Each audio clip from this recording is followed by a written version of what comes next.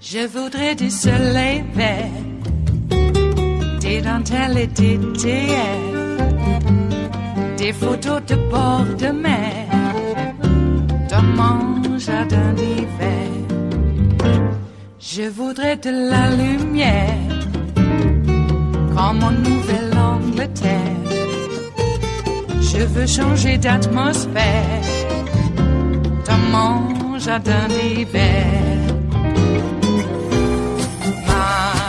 Ma fleur, sous la pluie de novembre, tes mains qui courent, je n'en peux plus de t'attendre. Les années passent, il est loin, là je tombe. Nul ne peut nous entendre.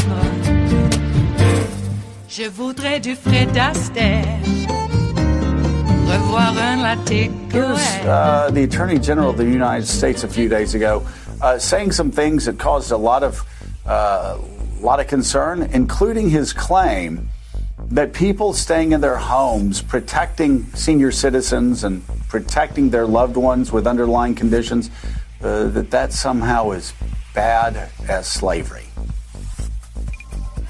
Tell the business people what the rules are, and then let them try to adapt their business to that, and you'll have ingenuity, and people will at least have the freedom to try to earn a living. But you know, putting a national lockdown, stay-at-home orders is like house arrest. It's you know, other than slavery, which was a different kind of restraint, this is the greatest intrusion on civil liberties in American history. I mean, quite frankly, they're sick. Think about it.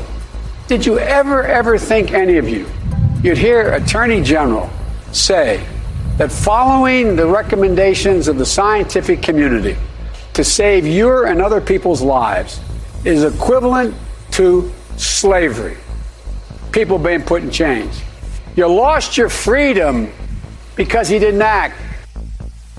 There was a lot to comb through in that Barr event the other night. Joining us now to talk about it, NBC News and MSNBC law analyst and editor-in-chief of Lawfare, Benjamin Wittes. He's got a piece out analyzing what Bill Barr said and what it means. Also with us, former U.S. attorney and an MSNBC contributor, Barbara McQuaid. She's writing for the Daily Beast on how Barr twists himself into a knot to wreck Justice Department. That's the headline. And New York Times reporter, MSNBC national security analyst Michael Schmidt. He's the author of the new book, Donald Trump versus the United States, Inside the Struggle to Stop the President. Welcome to you all. Before we dig into that Bill Barr event and everything he said, I want to go back to you, Eddie Glaude, because you and I were texting about that comment about slavery from Bill Barr and his casual invocation of slavery as a comparison to lockdowns, to stay-at-home orders to protect people from a pandemic. Yes, Willie. You know, just really quickly, it's the little parenthetic phrase, right? Slavery, a different kind of restraint. You talk about Hemingway-like understatement. Slavery, a different kind of restraint.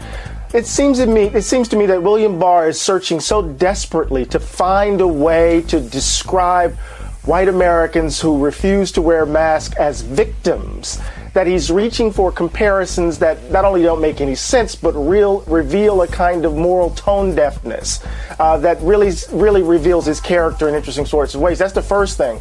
And two, really quickly, is that the idea of liberty and freedom here has become a synonym for selfishness. And I think we need to begin to interrogate what that means, because people are using freedom and liberty as an excuse to just simply be selfish and mean-spirited and endanger people who they just simply don't care about other than themselves. So I think I want to keep those two things going on at the same time, in mind at the same time.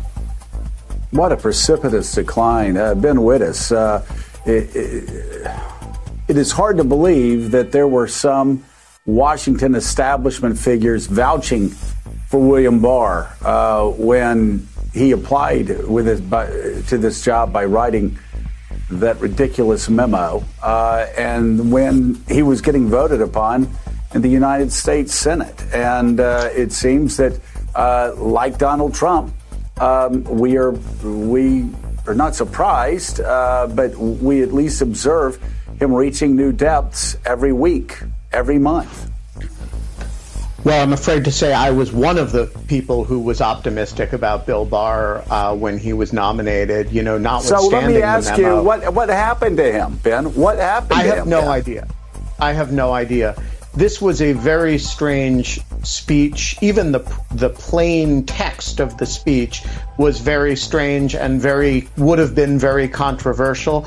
But then he embellished it with in this Q&A, talking, not just about the COVID restrictions, as the greatest civil liberties violation since slavery, which, of course, not only compares it to slavery, which is incredibly offensive, but of course would have come as something of a surprise to the interned Japanese during World War II, the victims of the Palmer raids, the lynching campaigns in the South. There were, this country has not lacked for substantial civil liberties violations in its history that surely eclipse basic common sense public health matters designed to prevent the spread of a pandemic virus. But he did not stop there, and we should be candid about some of the other things he said. He went on an extended rant about the word narrative, which he claims is a word that means we don't believe in truth anymore. You have your narrative and I have my narrative. The Attorney General of the United States doesn't like that. He dismissed Black Lives Matter protesters as not caring about Black lives, but only wanting political props, by which he means dead Black people, to advance what he termed a larger political agenda. This was kind of the Attorney General as right-wing social critic and pundit. He also, by the way, described the press as not merely partisan, but much more ignorant than it used to be. So he went off in a lot of different directions here, felt very free to be a kind of freewheeling opinion pundit, and doesn't seem concerned at all that such talk might diminish people's confidence in the U.S. Department of Justice.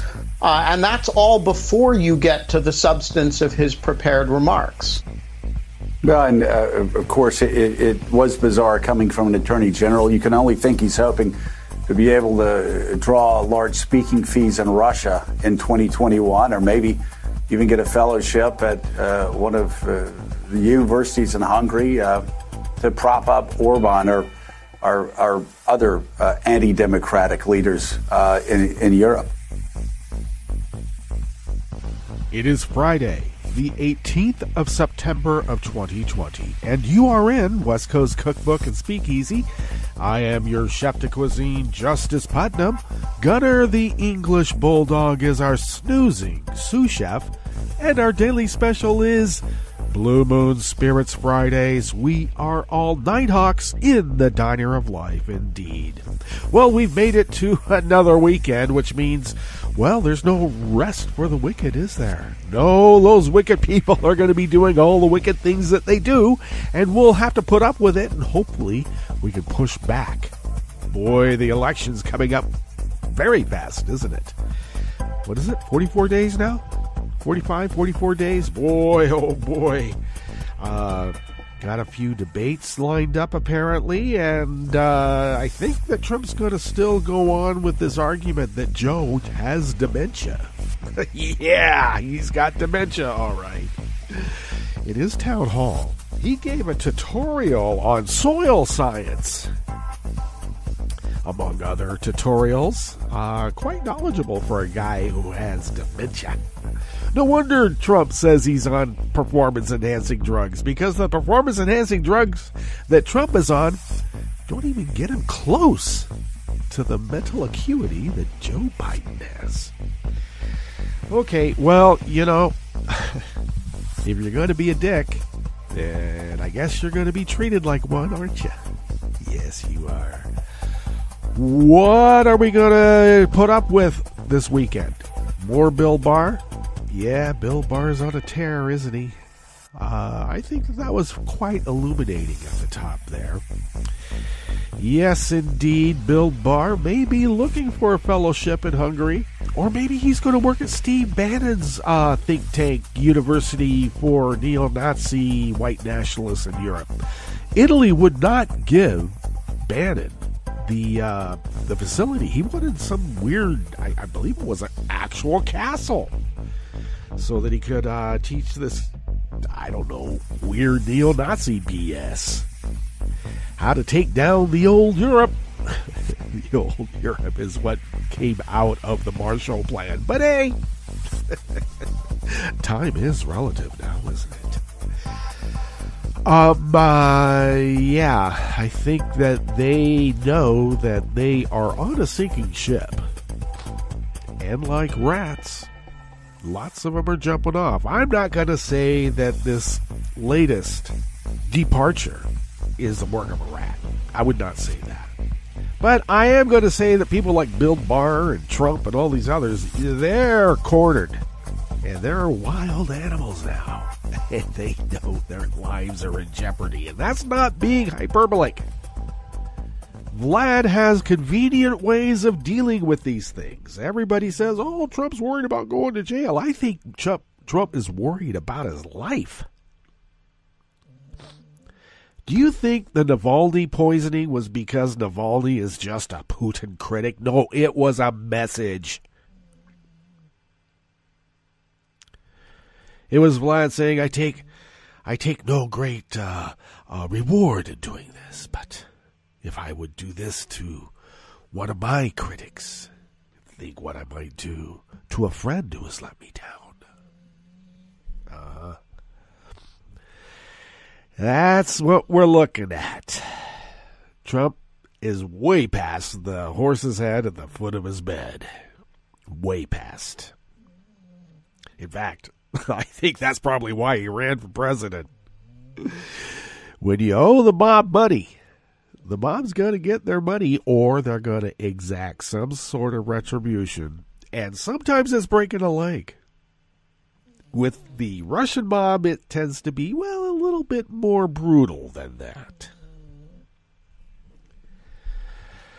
Okay, this is a crime cartel running this government.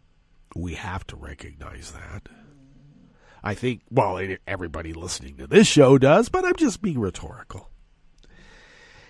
And there is always, as I mentioned, going to be the toxic third who will believe anything, who will make up any excuse. I mean, even the Woodward tapes, they're saying, oh, they're fake. Yeah, they're fake. That's all part of the strategy. You know, what is truth? What is perception? Everybody starts questioning it, and then what's the argument? It's not just Russia going at us. It's everybody. Well, damn right. But Russia's the only one that's been doing it for quite a while, and they are flipping votes. Whereas the other ones are just basically saying, we hate this guy, Trump.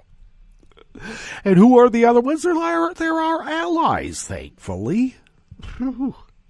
Yeah, well, China's going after intellectual property. I think they're more interested in commerce. Whereas Vlad, with Vlad, he wants to take our economy down a notch or two because his economy is such an engine of nothing. There's no output in Russia. Come on. So that's why we have Trump up there at giving a speech about cutting out the blue states. If you don't count the blue states, boy, our COVID response is pretty damn good. all those people die in those blue states, don't count them. Well, you know what? If you don't count the blue states, the United States has about the GDP of Italy, which is just about what Vlad's Russia is. And if Vlad could bring the GDP of the United States down to around Italy's, well, that's just the way Vlad likes it. The hardest argument I've had to convince older members of my family, shall I say, like Mom, she's going to vote for Biden because she hates Trump. I mean, she's a Democratic voter anyway, but it's really hard to convince him that we had war declared on us by Vlad's Russia. Vlad himself, actually, too. Because we're not being bombed.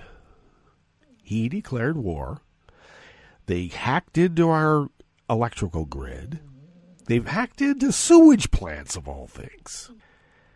They've been flipping votes. And that has been brought out in investigations. It's been mentioned on the edges of these investigations. They're afraid to say it because, yeah, why vote if it's just going to get flipped? I mean, that's all the plan, too, which we have to overcome. And they got caught. And Trump yesterday was all pissed off at Christopher Wray for giving a mandatory briefing to Congress about, Russia interfering in the election, and Trump was just so pissed off. Trump tells Chris Wray that he knows more about the intelligence than Chris Wray does. Trump tells Redfield he knows more about the science than Redfield does. Trump's gut knows everything, and it knows better than everything and everyone in the whole wide world forever. The guy's being exposed for the world to see. And now there is a comparison. Trump's, what was wrong with that speech? I mean, what was wrong with Trump in that speech yesterday? I mean, they called it slurred. Man, that guy was on barbiturates or something. I thought they were giving him speed. I should say at some point, speed sort of wears you out, and it does affect you somewhat like a barbiturate, I guess. Or maybe they gave him a barbiturate because he was so agitated, and they tried to balance it out with some speed, and it just didn't balance. Man, that guy reads a teleprompter like, monotone. It looked like I thought he was going to go to sleep, nod off like a heroin addict in the middle of a sentence. Apparently people love that. They think it's godlike. What's on the rest of the menu here? In the Bistro Cafe of West Coast Cookbook and Speakeasy as we start off. Well, almost every single House Republican voted against a bill to condemn racism. Specifically anti-Asian racism as perpetuated by Donald Trump. Russian Disinformation Senator Ron Johnson entered quarantine after being exposed to COVID. Well, good. And New York State filed civil charges accusing Johnson & Johnson of insurance fraud for downplaying the risks of opioid painkillers. After the break, we move to the chef's table, where EU lawmakers say Lukashenko should not be recognized as Belarus president after his term expires on 5 November this year. And Joe Biden warned the UK there will be no trade deals after Brexit unless Britain honors the 1998 Northern Ireland peace agreement. All that and more on West Coast Cookbook and Speakeasy. Bon appetit.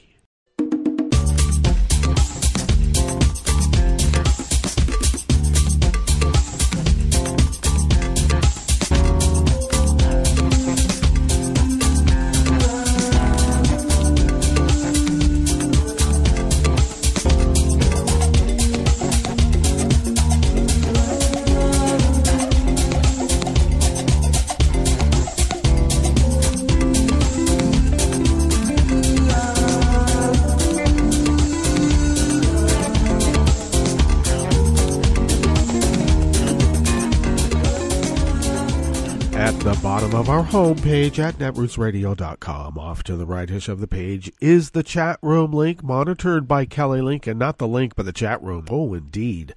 And thank you, Kelly. You know, she's been quite busy with the census and other duties to make America great again.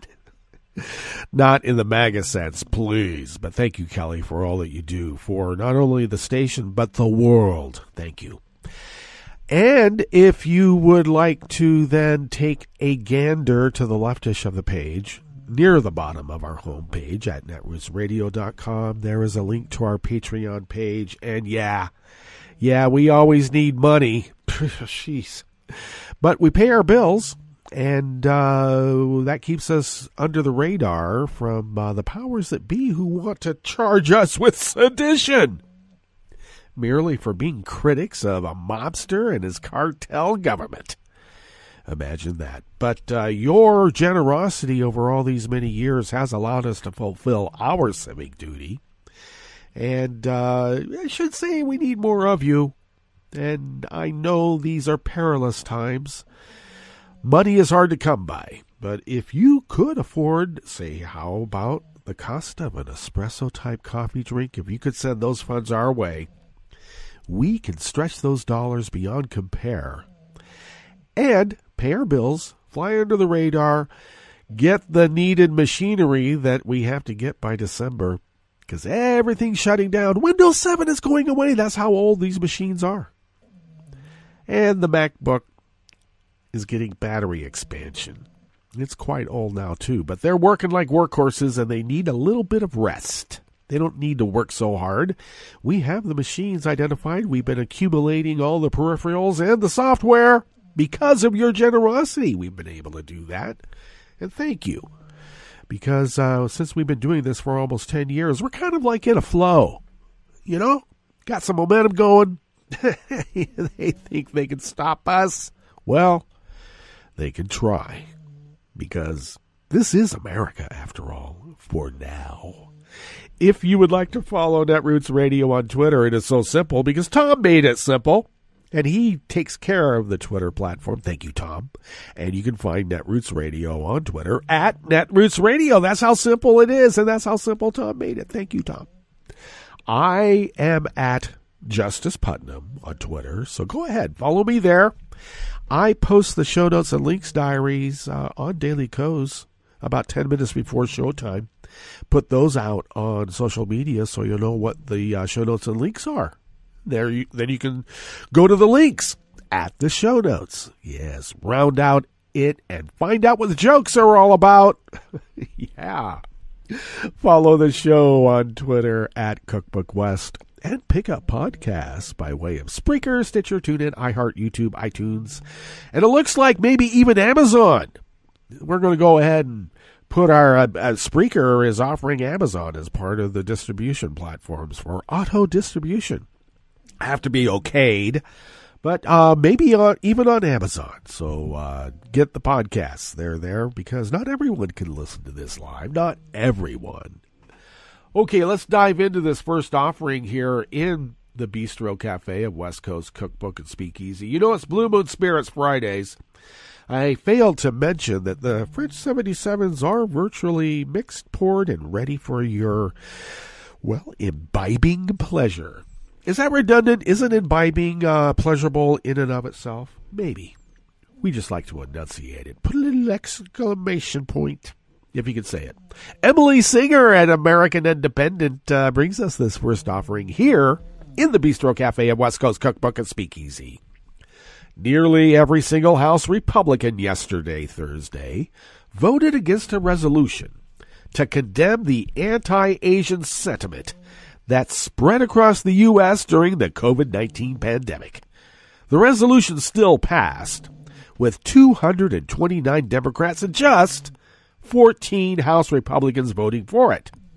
However, 164 House Republicans voted against the resolution, which was introduced by Asian American Representative Grace Meng, a Democrat from New York.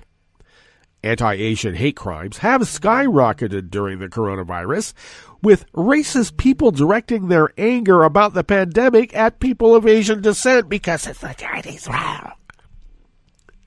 More than 2,100 hate incidents against Asian Americans were reported between March and June. Let me repeat that number again. 2,100. That's 2,100 incidents reported. How many were not reported? Meng tweeted yesterday morning before the vote that passing her bill would send, quote, a unified message that such bigotry, hatred, and xenophobia will not be tolerated, end quote. And apparently 164 House Republicans said, no, that's perfectly fine. Bigotry sells and it gets us votes. Don't make us do this. The resolution calls on all public officials to condemn and denounce anti-Asian sentiment, racism, discrimination, and religious intolerance related to COVID-19, and to call on federal law enforcement officials working with state and local officials to take specified steps, according to a summary of the bill. Yet, almost every Republican still voted against the resolution. Donald Trump and Republicans have helped stoke the violence by using racist terms for the virus, like Kung Flu, the Chinese virus, Wuhan virus, ignoring warnings from the World Health Organization against using geographic locations to name viruses due to the unfair stigma it places on people of certain races and ethnicities. And I should just say, one of the reasons why we here at Netroots Radio and in the Style Manual, which we create on the fly, because, that's what we do. We do not refer to the 1918 pandemic as the Spanish flu. It had gross racial connotations back in the day of Woodrow Wilson and his racist regime. But it did not originate in Spain. That's where they discovered it. It had been going on for a considerable time, and scientists in Spain finally caught up. Well, actually, scientists in Europe finally caught up with it in Spain and were able to identify what kind of flu strain it was, and then it became the Spanish flu, as if Spain was responsible for it. As if that would have mattered anyway. Now, why wouldn't the 1776 Commission acknowledge that the reason the pandemic was so deadly as it was, that 1918 pandemic, is because Woodrow Wilson did not want America to look bad. They had to rouse the troops to go and fight in World War I. So the American people were lied to, and American people died, along with a lot of others around the world. The 1776 Commission is now apparently ignoring that fact, and Donald Trump is doing the exact same mistakes that Woodrow Wilson did.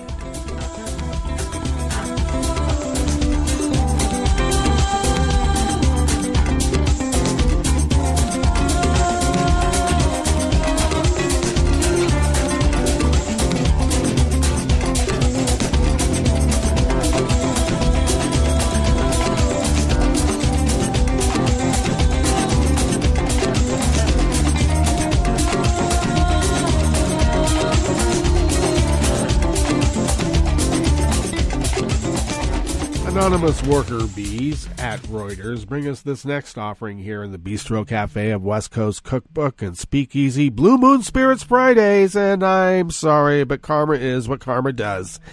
And if karma's going to exact some sort of whatever upon your head, it will, because it's not good luck or bad luck. It just is. And I suppose you have to define what is. Republican Senator Ron Johnson, Disinformation Senator for Vlad, by the way, who was due to join Trump in Wisconsin Thursday, has instead entered quarantine after being exposed to someone who tested positive for the coronavirus, his office said in a statement. Johnson, age 65, my age, by the way. Should I challenge him to a race? No, let's not. Well, he chairs the Senate Homeland Security Committee because that's where he can dispense all of that Russian disinformation with impunity. He tested negative for COVID-19 and is experiencing no symptoms but will remain in quarantine until September 29th, the statement said. He was due to travel with Trump and join him at a campaign rally in Mosinee, Wisconsin. Since coming into contact with the coronavirus on Monday, Johnson has chaired a committee meeting and joined other lawmakers for roll call votes on the floor of the Senate. I wonder how many hands he shook. On Wednesday, Johnson's committee voted to move forward with subpoenas and depositions of dozens of Obama-era officials as part of an inquiry to investigate the investigators who caught Trump conspiring with Russia to destroy America, in this reporter's opinion. Johnson this week also defended a separate inquiry by his panel into Democratic presidential nominee Joe Biden's son Hunter by objecting to an effort to shut it down by Democrats who allege the investigation is spreading Russian disinformation about the Bidens. The committee is due to issue a report soon on Hunter Biden's work for a Ukrainian energy company because Johnson promised Vlad he would get that disinformation out no matter what.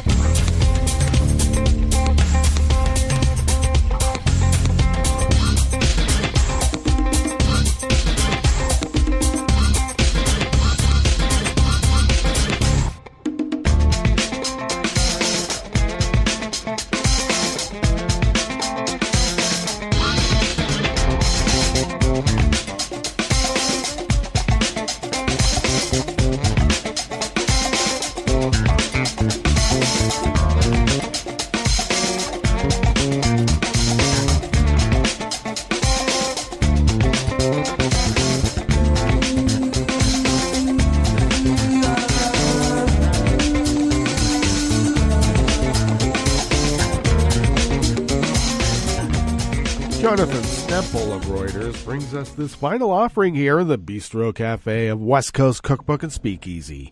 New York State filed civil charges yesterday, Thursday, accusing Johnson & Johnson of insurance fraud for downplaying the risks of opioid killers, including to doctors and elderly patients. J&J and its Janssen Pharmaceuticals affiliate were accused of targeting elderly patients for opioid treatment despite the risks of side effects such as falls, fractures, and neuropsychiatric symptoms. The company was also accused of employing marketing material seemingly independent advocacy groups and key opinion leaders to dismiss opioid addiction as a myth. Misrepresentation of opioids to consumers for profit is inexcusable, Governor Andrew Cuomo said in a statement. Johnson & Johnson, in a statement, called its marketing and promotion of opioids appropriate and responsible. Johnson provided these medicines for doctors treating patients suffering from pain and worked with regulators to provide appropriate information about their risks and benefits. The charges by New York's Department of Financial Services are the fourth in its opioid industry probe, following charges against Teva Pharmaceutical Industries Ltd. and Allergen plc, Endo International plc, and Mallinckrodt plc.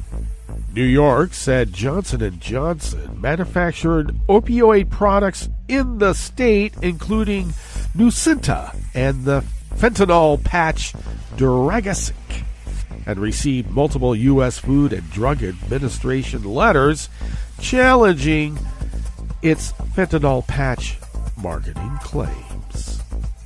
All right, let's get to our break, and when we get back from that break, we will go through weather from around the world. And we will finish up with the stories that we have curated for you today. You are listening to West Coast Cookbook and Speakeasy. And we will be right back. You are listening to netrootsradio.com. Please hang up and try again.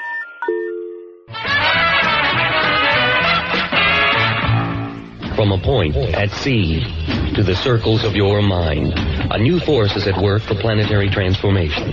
New radio for a new Earth.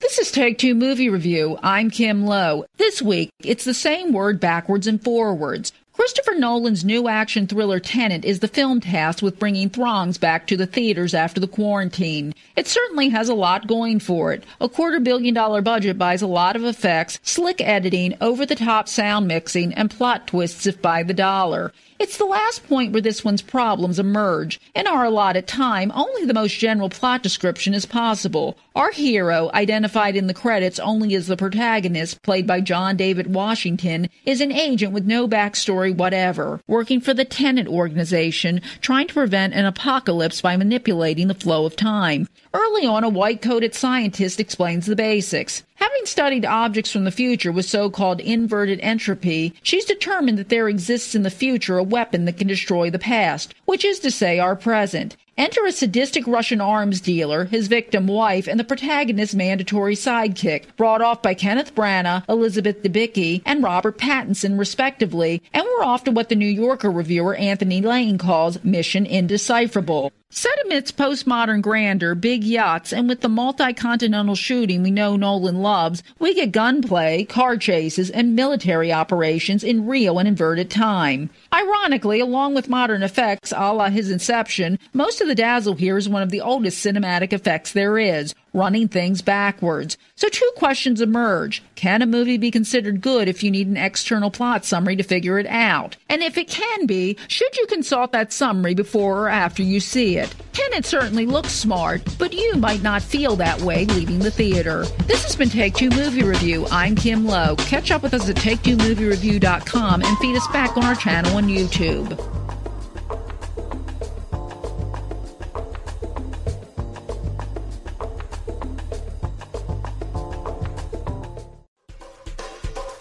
This is Scientific American's 60-Second Science. I'm Jason Goldman. Got a minute? They grow to about 20 inches long and weigh less than 10 pounds. So you might not think they'd be the closest living relatives to elephants. Meet the rock hyrax, sometimes called the rock rabbit or the dassie, common in rocky areas of Africa and the Middle East. They live in groups of up to 80 individuals. The hyrax is, well, they're a mammal that has a rare phenomenon, which is singing.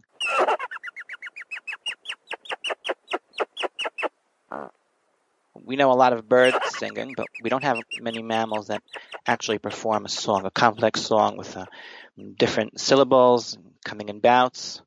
And these bouts are complex, and they, along the song, they get more and more complex. They get longer. They include more sounds. Biomusicologist Ishai Weissman from Bar-Ilan University and Hebrew University in Israel. We try to understand what the meaning of all this is, why a hyrax would waste time and energy and expose himself also to predators by singing such a loud song. Weissman and his team recorded the songs of male hyraxes during mating season, and they analyzed their structure. We found, in fact, that the song is actually an advertisement for the male quality. And in this song, the rarest and most interesting element is the snort. It sounds like this. That's just like a snort. And like the whole song seems to be an introduction for these snorts. In the earliest parts of the song, snorts are relatively rare. But as the song continues, they become more common, resulting in a snort crescendo. The increase in snorts reflects the animal's inner emotional state. As they become more excited or more aggressive, their songs become, well, snortier. And those snorts, according to Weissman's findings, also become louder and harsher. The snorty study is in the journal Animal Behavior. Weissman thinks that the snort crescendo, together with the increasing harshness, makes the songs impossible to ignore, and grabs the attention of other hyraxes. Which makes sense. Harshness is a salient feature in the sounds of crying newborns, barking dogs, and frightened piglets. Acoustic harshness is routinely used in movie soundtracks to increase tension and attention. it might be that these snorts are actually what's keeping the listeners listening. Because a lot of times the Hyrax is just busy eating leaves and they don't even turn their heads to someone who's singing. The snorts might be what serves as an attention grabber. And getting harsher and harsher might keep the listeners from just, droning off. For Weissman, this work isn't only about understanding the nuances of Hyrax communication.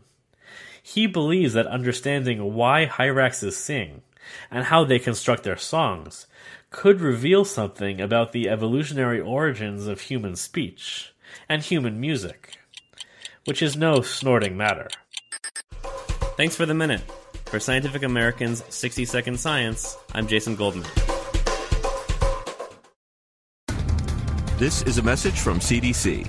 After hurricanes, tornadoes, and floods, standing water and excess moisture help mold grow in your home, garage, and other structures. When you return to a home that has been flooded, know that you're likely to have mold. Mold puts your family's health at risk. If you have mold growing in your home, you should clean it up and fix other water problems, such as leaks in roofs, walls, or plumbing. Keep your children and pets out of affected areas until you've cleaned. Control moisture in your home to prevent mold growth. To remove mold growth from hard surfaces, use commercial products, soap and water, or a bleach solution of no more than 1 cup of household laundry bleach in 1 gallon of water. Follow the manufacturer's instructions.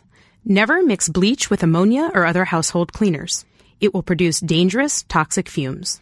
Open windows and doors to provide fresh air. For more information, visit cdc.gov or call 1-800-CDC-INFO. Hi, I'm Tom Hartman, and since you're listening to netrootsradio.com, show your progressive side and go to the donate button on the bottom of the homepage. It's progressives like you who power Netroots Radio and keep the progressive message beaming everywhere 24 hours a day. Just go to our donate button at the bottom of netrootsradio.com. Thank you for keeping progressive radio at full power.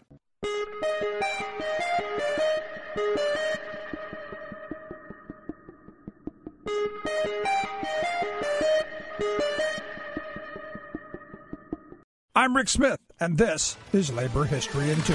On this day in labor history, the year was 1895. That was the day that Booker T. Washington delivered what came to be known as the Atlanta Compromise speech, which outlined his vision for race relations and black labor in the South. Washington was the founder of the Tuskegee Normal and Industrial Institute, a college designed to train black students for careers in teaching, farming, and other trades. Washington was invited to give an address to the Cotton States and International Exposition in Atlanta. It was the first time that a black man was asked to speak before a black and white Southern audience. In his speech, he urged Southern landowners and business leaders to employ black labor over European immigrants. He said, quote, "To those of the white race who look to the incoming of those of foreign birth and strange tongue and habits for the prosperity of the South, were I permitted, I would repeat what I say to my own race. Cast down your bucket where you are." He continued, "Cast it down among those people who have, without strikes and labor wars, tilled your fields, cleared your forests, built your railroads and cities, and brought forth treasures from the bowels of the earth, and helped make possible this magnificent representation of the progress of the South." His speech outlined a plan for gradual black economic advancement. He declared, quote, "Agitation of questions of social equality is the extremist folly." Other black leaders, most notably W.E. Du Bois, rejected Booker T. Washington's idea of gradual advancement. Instead, Du Bois fought racial discrimination through the legal system and helped to found the National Association for the Advancement of Colored People, the NAACP. Labor History in 2 brought to you by the Illinois Labor History Society and The Rick Smith Show. I read the news today, oh boy. It's time for Nicole Sandler's What's News from NicoleSandler.com and the Progressive Voices Network. Global coronavirus cases have now topped 30 million. And the United States, Brazil, and India have had more than half of the world's infections put together. The death toll in the United States has passed 200,000. But the World Health Organization is also concerned about an alarming surge of cases in Europe. Officials say it's a sign of what's to come as colder weather arrives and people get tired of safety measures. European governments are imposing strict measures and weighing up further lockdowns in a bid to halt this growing second wave. In the U.S., New York City Mayor Bill de Blasio has delayed in-person public school openings for a second time as schools across the country try to balance reopening procedures and coronavirus safety. Olivia Troy, that's the name of the former top Homeland Security aide to Vice President Mike Pence, who said on Thursday that she is going to vote for Joe Biden because she sees Trump as a weak leader who badly mismanaged the federal government's response to the coronavirus pandemic. Troy joined a rising number of Trump administration officials and other Republicans publicly endorsing Biden in the November election. Troy helped run the White House coronavirus task force before stepping down last month. On Thursday, she appeared in a new video released by Republican voters against Trump. It was shocking to see the president saying that the virus was a hoax, saying that everything's okay when we know that it's not.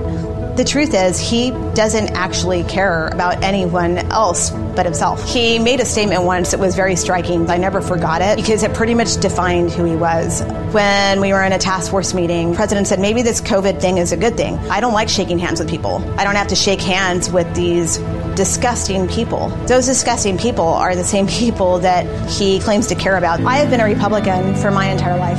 I am a McCain Republican, I am a Bush Republican, and I am voting for Joe Biden because I truly believe we are at a time of constitutional crisis. At this point, it's country over party. But she's not the only one. The former chief of staff to Education Secretary Betsy DeVos has also joined an anti-Donald Trump group being led by former White House officials. This time it's Josh Venable, who worked for DeVos from 2017 to 2018. He joined the Republican Political Alliance for Integrity and Reform as an advisor. The intention of the group, formed in late August, is to act as a, quote, cleanup crew for the Republican Party. Good luck to them. FBI Director Christopher Wray testified before Congress on Thursday that Russia is engaging in, quote, very active efforts to influence the 2020 U.S. presidential elections and to denigrate Democratic presidential nominee Joe Biden. According to Director Wray, Russia is using social media, proxies, state media, and online journals to sow divisiveness and discord and attack Biden's campaign. We certainly have seen very active efforts by the Russians to influence our election in 2020 through what I would call more the malign foreign influence side of things. Social media, use of proxies, state media, online journals, etc., in effort to both sow divisiveness and discord. And I think the intelligence community has assessed this publicly, primarily to denigrate Vice President Biden. Acting Department of Homeland Security Secretary Chad Wolf was invited, and when he said he would not voluntarily appear at the hearing, he was subpoenaed, a subpoena he ultimately ignored. Joe Biden participated in a CNN town hall Thursday night where he cast the United States as unsafe under a President Trump and claimed he could unite the country as America's president rather than as a partisan one. Meanwhile, Trump held a rally in Wisconsin where he criticized what he called the, quote, liberal indoctrination of America's youth during a speech ironically delivered on Constitution Day. And he said he wants to create a national commission to promote patriotic education. Just let that one marinate for a moment. Well, siding with 14 states that accused Donald Trump and the Postmaster General of trying to slow down deliveries to thwart mail-in voting, a federal judge on Thursday blocked the Postal Service and DeJoy from changing policies or protocols ahead of November's election. Judge Stanley Bastian specifically said the changes would amount to voter disenfranchisement and leave states unable to, quote, effectively, timely, accurately determine election outcomes. Bastian noted that 72% of those high-speed sorting machines that were decommissioned were in counties that Hillary Clinton won in 2016. The decision mandates that all election mail, regardless of postage, must be treated as first-class mail, and it also dictates that the Postal Service must undo all of the changes it's made in the last few months, including restrictions on late and extra mail trips. While we're on the subject of the post office, we learned Thursday that the U.S. Postal Service drafted a proposal in April to send a pack of 5 face masks to every residential address in the U.S. That is until top White House officials killed the idea. One official telling the Washington Post, quote, "There was concern from some in the White House Domestic Policy Council and the Office of the Vice President that households receiving masks might create concern or panic." Okay. Congress is still negotiating a spending bill to keep the government open after the end of the month. House Majority Whip Steny Hoyer says Democrats will likely introduce a stopgap bill Friday with a probable vote on Tuesday. One of the key disagreements between the two sides is how long the spending bill should last. Democrats want a continuing resolution to go to Friday, while there's a chance they will have won the White House and or Senate. Republicans are looking for a shorter-term continuing resolution into mid-December. Meanwhile, debate continues, we think, over a new coronavirus stimulus bill. Attorney General William Barr is under fire again, this time for comparing the steps health officials have taken to curb the coronavirus to slavery during a speech he delivered at a college in Michigan. Other than slavery, which was a different kind of restraint, this is the greatest intrusion on civil liberties in American history. There has been no national lockdown, though many health officials warned in March that this would be the only way to curb the kind of spread the U.S. has seen ever since. Another woman has come forward to accuse Donald Trump of sexual assault. This time it's former model Amy Doris, who tells of an incident at the U.S. Open tennis tournament in 1997 when, Doris alleges, Trump, quote, shoved his tongue down her throat and grabbed her butt and breasts outside the bathroom in his VIP box at the tournament in New York. Doris and her then boyfriend, media mogul Jason Bin, were guests in Trump's box during the event. And that's just a bit of what's news for now. I'm Nicole Sandler. If you appreciate these reports and the Nicole Sandler Show, I hope you'll consider making a contribution. My work is 100% listener supported, and I can't do it without your help. Find out more at NicoleSandler.com, and please click on that donate button.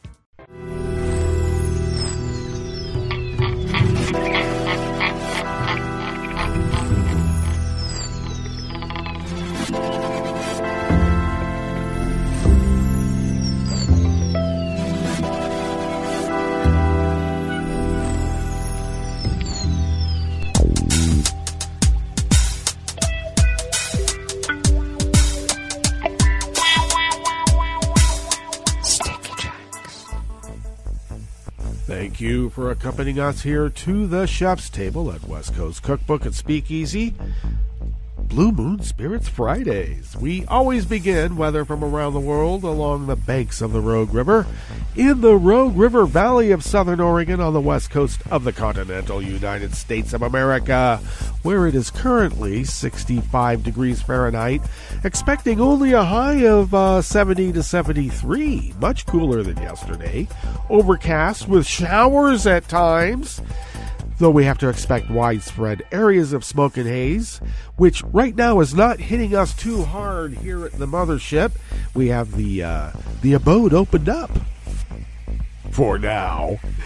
Winds will be out of the southwest at 5 to 10 miles per hour and should be bringing in a little bit more than 1/10 of an inch of rain. Please bring us more.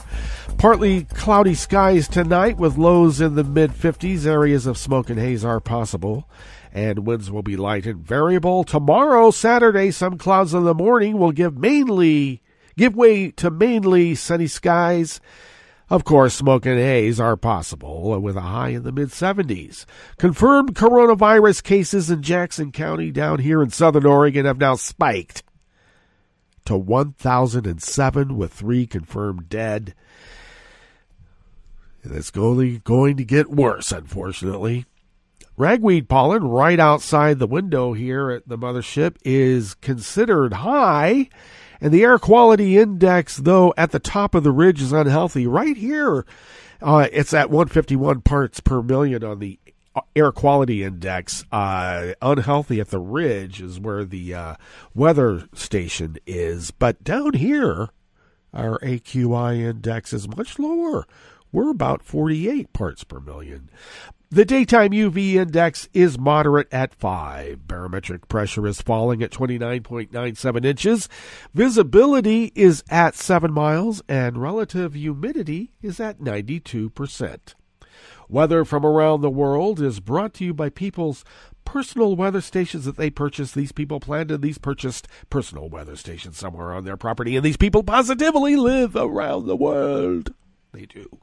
They do, because this is an aggregate. Yes, it is. London is 69 and sunny. Paris is 81 and sunny. Rome is 88 and sunny. Kyiv is 55 degrees and cloudy. Kabul is 73 and fair.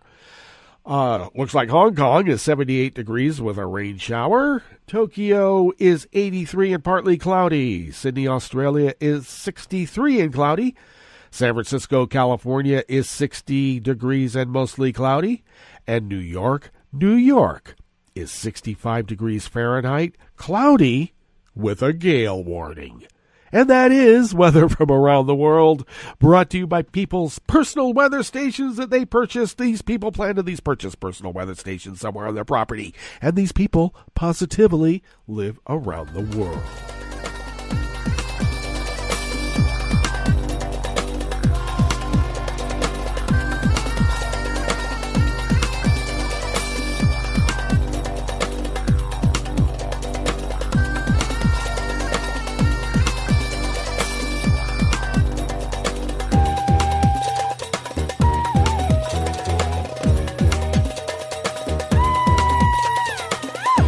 Belarusian leader Alexander Lukashenko should no longer be recognized as president. From November, when his term expires, the European Parliament said, calling for European Union economic sanctions to be imposed on him. In an overwhelming show of support from pro-democracy protesters in Belarus, the EU Assembly voted 574 to 37, with 82 voting absent, to reject the official results of an August 9th presidential election that the West says was rigged.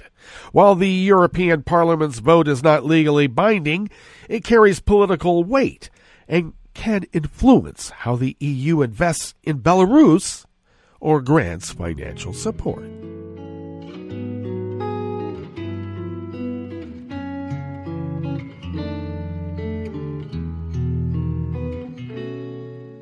Je te donne ce mon amour pour la vie entière.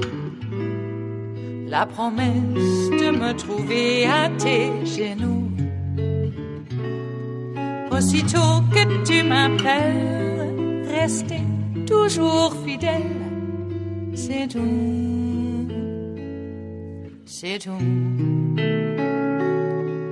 Je te donne tous mes printemps, mes étés de mer. Mes automnes, quand les feuilles tombent partout. Si ce n'est pas une bonne affaire, je te donne tous mes hivers. Guy Falconbridge and Elizabeth Piper of Reuters brings us this last amuse-bouche here on the Chef's Table at West Coast Cookbook and Speakeasy. U.S. Democratic presidential candidate Joe Biden warned the United Kingdom that it must honor Northern Ireland's 1998 peace agreements as it withdraws from the EU, or there would be no separate U.S. trade deal. Prime Minister Boris Johnson is proposing new legislation that would break the Northern Ireland Protocol of the Brexit divorce treaty that seeks to avoid a physical customs border between British-ruled Northern Ireland and EU member Ireland. We cannot allow the Good Friday Agreement that brought peace to Northern Ireland to become a casualty of Brexit, Biden said on Wednesday. Any trade deal between the U.S. and U.K. must be contingent upon respect for the agreement and preventing the return of a hard border period. Johnson insists he is defending, not threatening, the Good Friday Pact, which ended 3 decades of sectarian violence in Northern Ireland between pro-British Protestant Unionists and Irish Catholic nationalists. Well, that brings us to the end of our broadcast period for the day and the week. But you do know Netroots Radio will broadcast on, and we're going to meet up on Monday for River City Hash Mondays. So do stay tuned to Netroots Radio all day and all night and all weekend for all the breaking news as it breaks. And we'll meet up here on Monday, right here in West Coast Cookbook and Speakeasy. Bon appetit.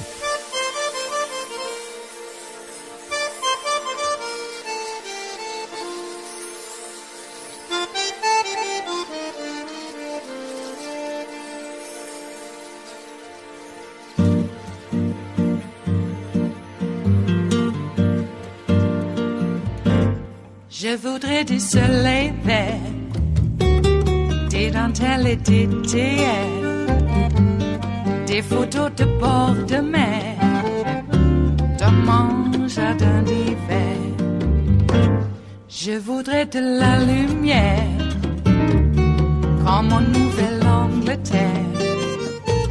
Je veux changer d'atmosphère, dans mon jardin d'hiver. Ma fleur sous la pluie de novembre, tes mains qui courent, je n'en peux plus de t'attendre. Les années passent, qu'il est loin, là je tombe. Nul ne peut nous entendre. Je voudrais du Fred Astaire, revoir un latte Goël. Je voudrais toujours te plaire dans mon jardin d'hiver. Je veux déjeuner par terre, comme au long de golfe clair, t'embrasser les yeux ouverts dans mon jardin d'hiver.